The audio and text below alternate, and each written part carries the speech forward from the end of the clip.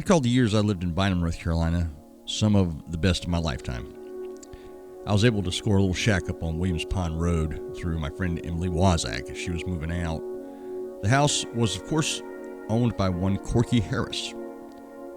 Corky, or Walter, had been really good friends with my Uncle Donald for many years. And Don, he was the High Sheriff of Chatham County for 12 years, but sadly passed away last year. I saw Corky at the funeral, though, and it was the first time I'd seen him since I'd been his tenant. Still, it's good to see him. Anyhow, I periodically come back to Bynum in search of images. So, what exactly is photography? I reckon if you asked 3 different photographers, you'd likely get 3 different answers.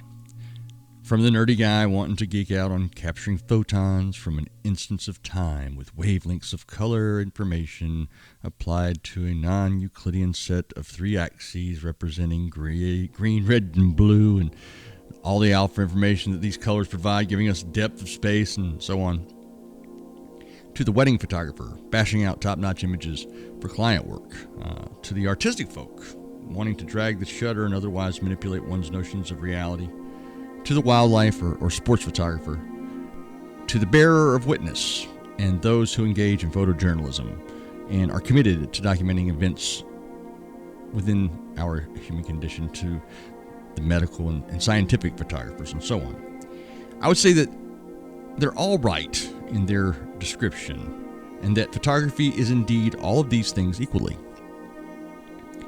But no matter how one chooses to go about photographing a given subject, photography represents something in human endeavor that's also found in such lofty places as art and literature, and equally present in the discipline of computer science. The various languages of computer programming and coding used in writing software applications, languages of both the upper and lower kind, heck, even on a fundamental level, the very internet itself where you're watching this video.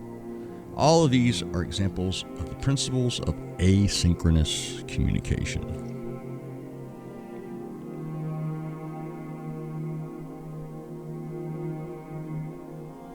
When I first moved into Bynum, I had a post office box inside the general store.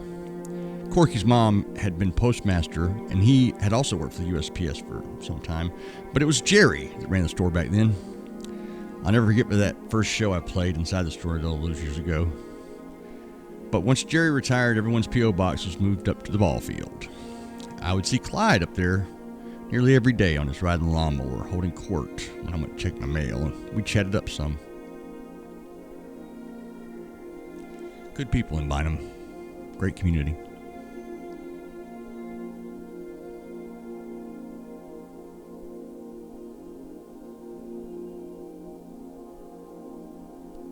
I can't remember exactly who or when someone first said to me, my young, impatient self, just hold on a second.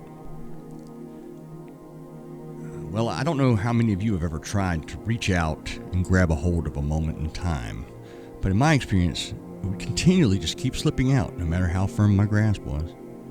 That is until I first began to have literacy and to read books voraciously, and then later on with my first and truest love to this day, my guitar, when I began to write songs and perform music.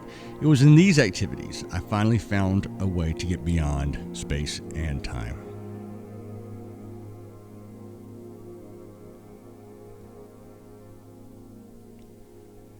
You see, in my mind, these are all examples of practical time machines. And no other instrument is as good an example of a time machine as a camera.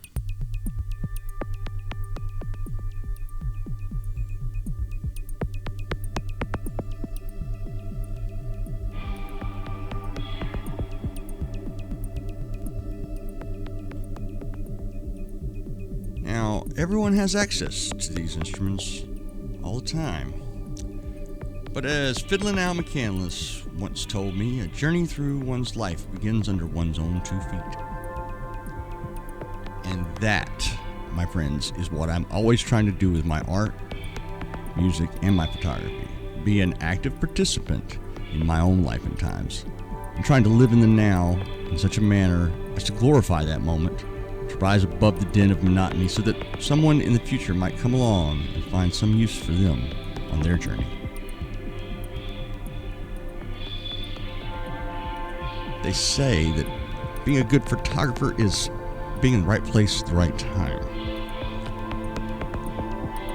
And I say the best way to do that is to always live it like you mean it, and then share it with others.